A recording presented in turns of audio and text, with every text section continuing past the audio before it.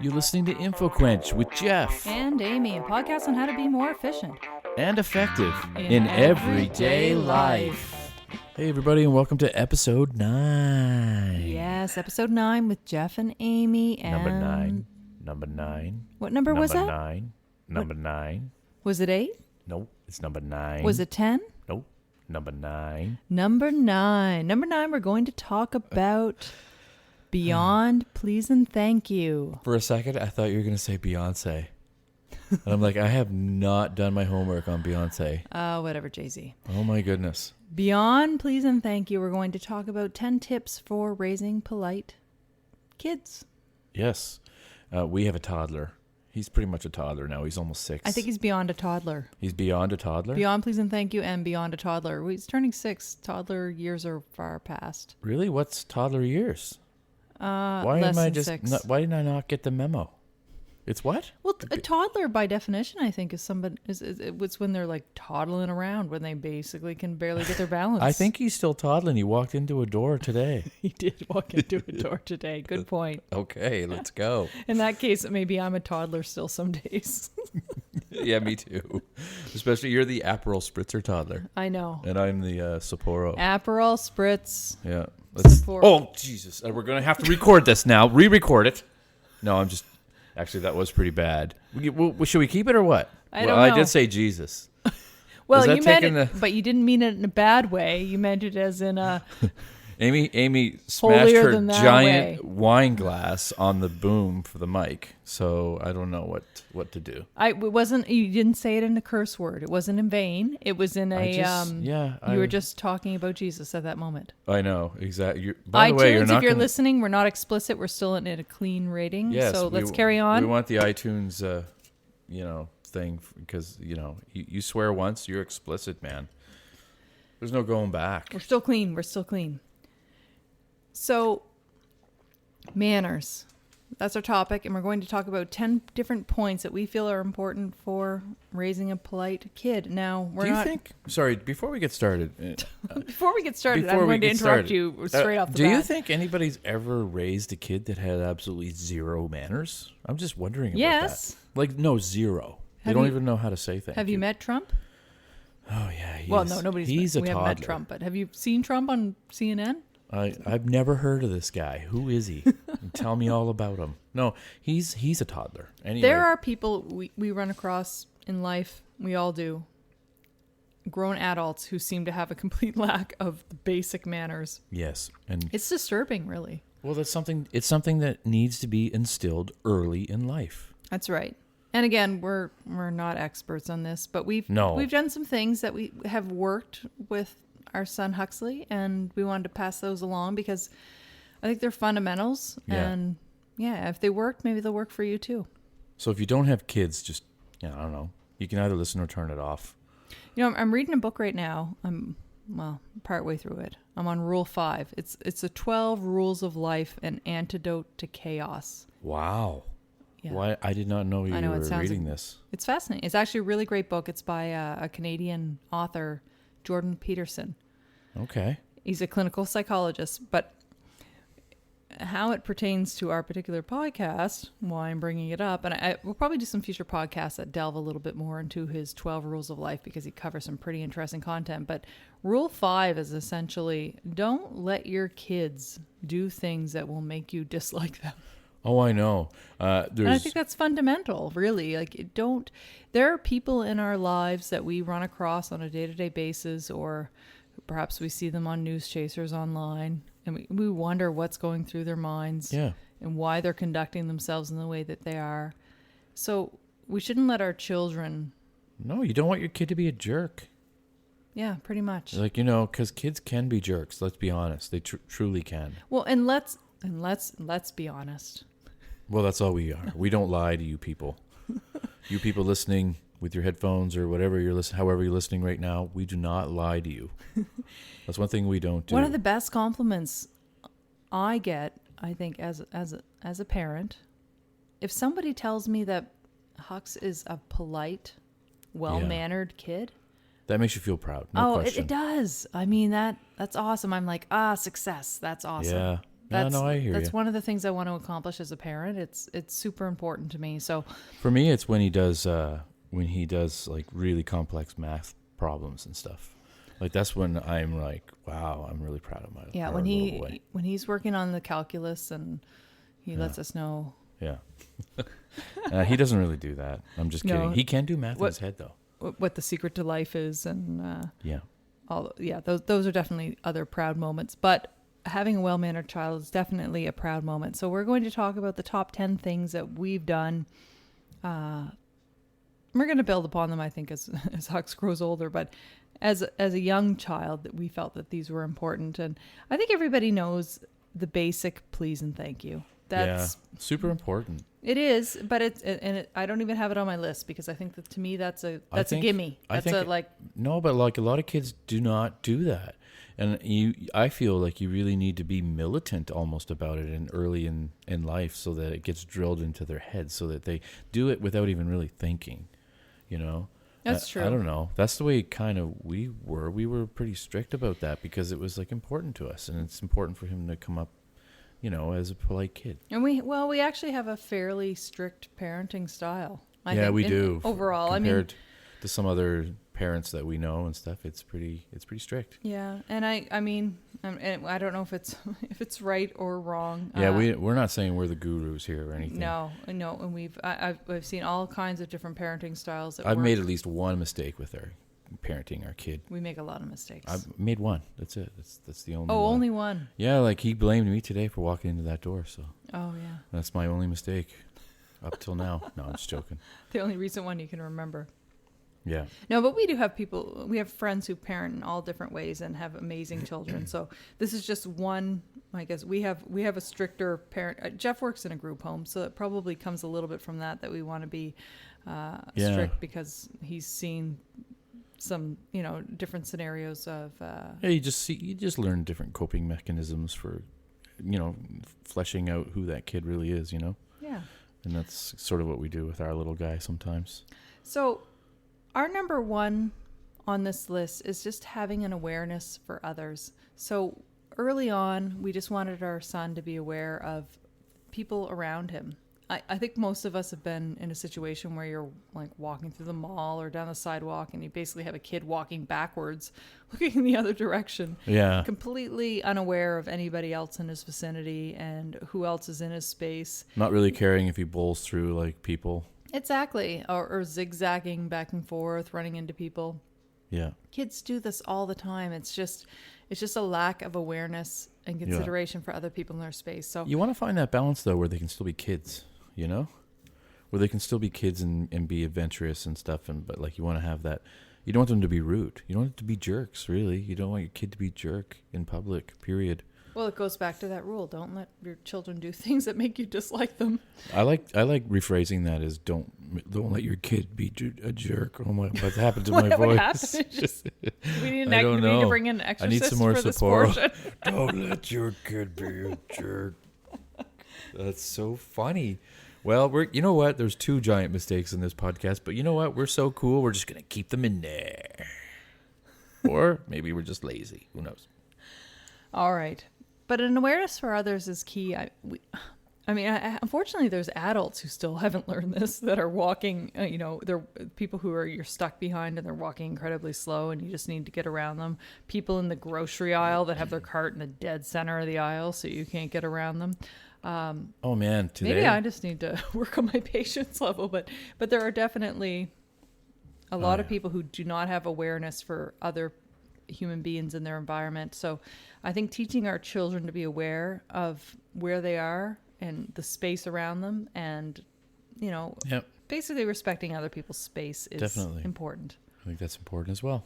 And oftentimes I feel like I'm overly nagging at Hux, our son Hux, but I also think that sometimes strangers are thankful that I'm basically correcting him and he's not running into people left and right. I agree. I just let him run into people like a pinball machine. Yeah. Like a pinball machine, eh? I don't know. It's the first thing I thought of. So number 2 is saying hello and goodbye to other people. again, I think that this is probably common knowledge for most adults, but for children, not so much. So when they're entering a room, just acknowledging the other people that are in the room, saying hello, and when they're leaving, saying goodbye. I mean, if adults are standing in a group situation, most adults wouldn't abruptly just take off just turn and walk away without saying anything. We realize the importance of letting people know our intentions and acknowledging their presence and making sure that we say goodbye. It makes them part of the scene too, like they're not just, what's the saying, seen but not heard. It's like you want your kid to be like a part of the whole situation, whatever's happening, say hello, like that way they're not just stuck in their video games and stuff, and they're being interactive with people. That's right. So saying hello, goodbye, number 2. Number 3 is having patience, and that's applied to so many aspects. It can be waiting in line. Like as adults, when we see people butt in line, it's appalling to us. Yeah, it is. Like it doesn't matter if we're at the airport, you? if we're at the grocery store, if we see somebody, we're like, what? That's a fundamental human error. Faux pas, man. Do not butt in front of people. So, I mean, it's all part of patience. We learn as we grow up to wait our turn. Yeah. You know what I do when I'm getting groceries, because I get the groceries in this household. If I go to a line and I see somebody like it only works with the person directly in front of me. But if they have less, or wait, I forget how that works now. How does that work? If they have he less, doesn't really get all the groceries. This is where his lie all comes out. Okay, no, I got it. So I'm getting the groceries, and then if someone behind me shows up with less groceries, I'm like, oh, go ahead, go in front of me, even if it's like 2 items out of 200. Yeah, I'll let them go in front of me. Rarely do they take me up on the offer, but some people do. I know the best polite offer is the one that they don't take you up on. It so really, you get the credit for being polite, but you don't have to. Yeah, it really does. It really does confuse people. Like, no, I'm in line. I'm like, well, you can butt ahead if you want. You got less groceries, and just go ahead. Oh, okay. It's interesting though, because we have these subtle rules that we go by in our life, and I mean it's cultural as well, but things like lines and don't butt and things like that. So it's important to teach that to our children. Yeah. And I mean, patience extends into all areas. It might be even, I don't know if you've ever tried to, like, if you're getting out of an elevator and so you stop at your floor and there are people trying to rush in and you're like, wait. Yeah, I have to get out of the box before you can get in the box. I don't think I've ever had that actually. Well, I ride an elevator frequently, and it does. Every day I have to take an elevator, and really? It absolutely does. Like they just what are they worried about? That the elevator's going to leave without them? I don't know, but I think it's that they're surprised that there's actually other people in the elevator waiting to get out as they're getting in. I thought this elevator was just for me. Wow, that's crazy. So again, that's just a subtle thing that we can teach our kids to say, hey, listen, don't assume that it's only you in this space, that it's only you that needs to get into the elevator. Have a look to see, is there somebody else who has to get out before you can get on? It's just, and that it all comes down to the basics of patience. Yeah. Waiting your turn, waiting in line, waiting for other people to go through. And you know what, to level up on that, in terms of patience, instead of just waiting your turn, maybe letting people go through a doorway before you, or even better, teaching your children through modeling that hold the door open for somebody and letting them go through. So exhibiting that patience of saying, I don't need to rush through the doorway first. Not only am I going to let the other person go ahead of me, I'm going to hold the door open for them. Right. And Hux has started to do that, and that makes me pretty proud. I think that's they have a program at his school called Be Me Kids. It's called, right. And each kid takes a turn, being in control of being the first in line, for example, and then also holding the door for all the other kids to leave in the classroom before they do. So they learn that, which is a great thing. And number 4 is don't interrupt. Did you get that? That was kind of meta. I That was did. me. I was trying to interrupt. I did. you. I was just I didn't want to interrupt Jeff- you, so now Jeff- I'm being quiet. Jeff just but had this I'll look- try to. Jeff had this I'll try to look- do it now. I have this what? He had this look of shock on your face, like, what are you doing? I was in the middle of a What sentence. are you doing? You're ruining this podcast for the third time. I'm just joking. Don't There's only two. interrupt. So we actually read an article a long time ago, and there's a ton of parenting articles out there and podcasts with tips. Mm-hmm. Again, Yeah. a little meta. And that's us. That's us. But there was an article we read a while back about asking your children when they need your attention, when they want to ask you a question or talk to you, rather than interrupt you. If you're in the middle of a conversation, just to put their hand on your arm. And lets them. Exactly. And basically, Let you that's know. their way of saying, I want to tell you something. But I'm And- gonna wait. And I'm going to wait. So what'll happen is if we're on the phone, if we're in the middle of a conversation, if our son wants to tell us something, he'll come over now. Yeah. And he's very consistent with this. He'll Yeah, put he his is. hand on our arm, And and he'll we'll wait. look at him and give him a quick nod to acknowledge that we know he wants to say something, and we'll finish our discussion, whatever we're talking about. Yeah.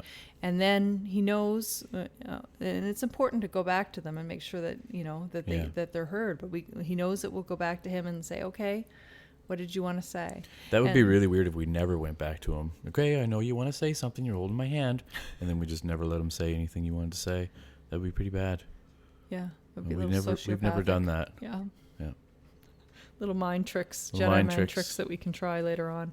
Yeah. So don't interrupt is an important, again, it's a fundamental thing that It's a good one. that most adults know. But it's important to teach our kids that. Number 5 is learning people's names. We often will ask our son how his day at school was going and who are his best friends, and he's still learning how to ask people what their names are and to Yeah, he learn their is. names. Yeah. And that's really an important thing. Probably politicians know it better than anybody, the importance of knowing their names. But Dale Carnegie wrote How to Win Friends and Influence People, which is a classic. And I'll likely, I think, dedicate a future podcast episode to some of the principles from that book, because even Guess though I'll have to read the book. I've well, you never won't read need to. You'll just need to listen to the podcast. I'll give you the highlights. Oh, Because even perfect. though it's a very dated book, there is timeless, priceless information in that book. And one of them is to learn people's names. Did he steal because that information from other people? He may have. Okay. But they're so old that we don't even know it. Yeah. They You were existed saying, I before- remember when you were reading that book, you were like, he has really outdated perspectives on, the way women are treated and all that, right? Well, Didn't he? yeah, it definitely. You can tell the time frame that it was, Was it written 50s? in. 50s, I don't know. 60s? Something like that. Yeah, Yeah. But there's a reason why it stood the test of time. Yeah. Because there's some really great information in there. But learning people's names, it's the sweetest sound to people, is to know their own name. It's the name that they've heard from birth. And if you know somebody's name, it's just a sign of respect. So taking the time to learn somebody's name and to repeat it back to them, that's an important skill to teach our children as I well. agree. I agree. So are you looking at my list? I am. I'm Jeff's just wondering glancing which at one my we're on. list, and then he's also looking at the time to make sure that we're still on track here. So number 6. That's my job. That's my one job. Number 6, we get 10. Yeah. Parenting.com talks about teaching children Yeah. not to think that they're always the center of attention. When What was the show that was like, look what I can do? What was that show? Was What? it A show? Yeah, there was a show like, look what I can do. See what I can do. I have no idea what you're talking Really? about. Yeah. Stewie? Like, He's oh. like, look what I can do. No, Family Guy? Well, Stewie's in Family Guy. No, it was out there Saturday Night Live or Mad TV. Anyways, I don't know. I'm not. I wish I did. I'd love Regardless. to help you out, but children have a tendency to basically want to be the center of attention. That's just how they are. That's how, Yeah. I guess that's their innate nature of being, that they Yeah. want to be the center of attention. So just letting them know that they don't always have to be the center of attention, that if other people are talking, or perhaps, if they're at a birthday party for one of their friends and their friends are opening presents, that the focus needs to be on their friends, that the Yeah. tension doesn't always need to be on them, and that we need to sort of spread that attention out. And It's a relatively hard one to teach a kid, I would presume. I don't think our kid has learned it yet. Has No. he? Maybe Well, he has. well, I think I don't birthday know. party experiences are probably the best opportunity to do that, when kids are opening presents, to say, hey, listen, you kind of sit back, this is their moment to shine, this is their birthday. You let other people have the spotlight every once in a while. Mm-hmm. Kids are used to having a lot of attention. Yep. So It's very true, though. They don't always need to be the center of attention. So for number sure. 6 was brought to you by parenting.com. Parenting.com. Number 7 is Give us some money. how to be a good guest. So when you're in somebody else's home, teaching your child that they shouldn't randomly go into other rooms, open up closet doors, open up cupboards, that Jump on the furniture. jump on the furniture, right, climbing on the furniture. They need to learn to be good guests and be respectful of the space that they're in, that they basically should be asking permission if they're going to move from one space to another, Yeah, and I agree. and not just openly exploring in somebody else's home, that they should treat that as the person's private space and not climbing over the furniture and that sort of thing. Well, Yeah. Unless there's an unknown, familiarity, if they had gone to that home for a very long time and it's okay to do that, then they can do it, That's they can true, be but we they can don't- be kids, But we don't let Hucks, jump on our furniture at our house either. No, so, we don't. We I mean, don't. there's certain things that Yeah. if you allow them to do it in your own home, I think then they end up doing it elsewhere. Definitely. So you kind of have to be consistent in that practice. That would be great for home improvements and stuff. We could get him doing home improvements in our home, and then he could go to another home and do it there too. You never know. You took that time to take a drink, huh? I did. You're like, Jeff's just talking crap. I'm just gonna take a drink. Yeah, it's I know how- fascinating stuff I about know how you teaching our work. children to do fast home improvements on the manners episode. It was of supposed the to be a podcast. joke, but it didn't really. was didn't really hilarious. pan out. Yeah, thanks a Admiral lot. Let's go to hilarious. number 10. What are we on? What number are we on? We are on number 8. All right, 8. 8 is don't go for Jeff's communal reading my food notes here. without permission. You already mentioned that one, didn't you? Oh, you did in passing, but yeah, no, it makes sense. If there's a big party, you don't want them just putting their hand in the chip bowl and the greasy, covered in saliva. Hey, we've all been to a family potluck or gathering where there's little kids who have their hands in everything, Yeah. and they're like, They're just they get their. They We got have a cat kid, so hair I can say hands. this. So they got disgusting little kitty hands. cat hair hands. Yeah, that's what I was thinking.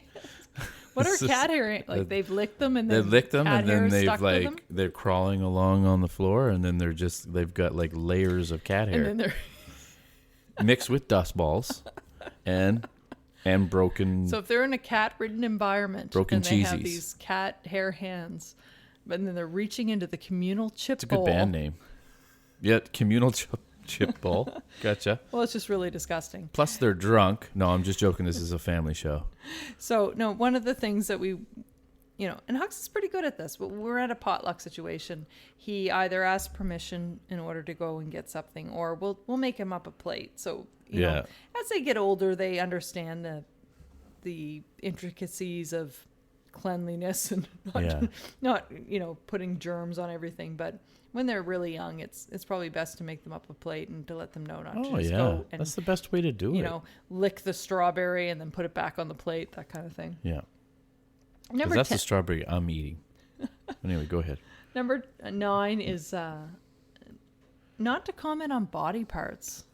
Right. So we talked about Unless it's my thumb hurts. That's okay. well, when I say not to comment on body parts, they don't need to be talking about whether somebody is big or small or yeah. really, unless they have something nice to say, kind of keep it to themselves, and that people's bodies aren't really something they need to comment on. That's right. I think that's pretty cut and dry, but kids, there's adults that still ask, women if they're pregnant. Oh, yeah. Don't ever ask that question. Unless they're actually giving birth in front of you, Unless they just finished never make saying the assumption that the person is pregnant. yes. Or if they just finish saying, I'm pregnant, and then you say, oh, did you say you were pregnant? I didn't quite hear you. Even then, Okay. even then, it might not be. Right. They might have been joking. This is true. Err on This the is side true. of caution when it comes to this. So, no, teaching Notice our... you have a potential baby in there. Even that if work? they have a T-shirt that has like an arrow pointing down that says "bun in the oven," Yeah. don't assume. That could just be the style. Excuse me. But no, just teaching our kids not to comment on body parts. That's not, saying something that they like someone's shirt or outfit, or they like their hair. Saying something positive is not a bad thing. But other than that, they really shouldn't be commenting on body parts. And the last but not least is Number 10. number 10 is, even though we're talking about all these manners, make sure that they don't feel that they need to ever compromise their own boundaries for the sake of Boundaries are manners. super important. Right. So don't feel that they need to be to give somebody a hug or a kiss or something like that if it feels if they don't feel comfortable with that they Because our little guy is a little trepidatious about that. He doesn't want to hug everybody. Exactly. So we need to Sometimes even respect his just own like- boundaries. Yeah. It's his body and who he wants to, give a hug to or that sort of thing. We're not going to criticize him for being impolite in that circumstance. No, not at all. That's completely his right. So I think of the 10, number 10 is most important, to let them know that they always have their own boundaries. Yep. We struggle with a lot of these things. Even saying, hello and goodbye. We live uptown, so saying hello to strangers on the street can sometimes be a scary prospect. So, Uptown St. John, New Brunswick, that Yeah. is. so uptown. Yeah. Yes. So sometimes even just a smile is your hello. Yeah. No, exactly. It's true. Yeah. So, and we all have certain situations where manners, I guess, are trumped by other circumstances. And like I said, boundaries are an important thing that I feel we need to instill in all of our children. And I'm going to start instilling my own boundaries By saying with kids. Get away from me, kid. So next episode will be kimono. Kimono, right. That's miscellaneous in the KonMari spectrum. That's right. So we'll be tidying up kimono. So we'll be it'll be more of a broad topic, but just talk about all the miscellaneous items that we haven't covered yet. Yeah. And how to tackle those Marie Kondo style. Thanks so much for listening, everybody. It's awesome to have you along for the ride. Bye-bye. See you next time. Bye-bye. Thanks so much for listening. And be sure to visit us at InfoQuench.com to subscribe and find out about future episodes. You can also check out InfoQuench on Facebook, Twitter, and Instagram. Till next time, friends.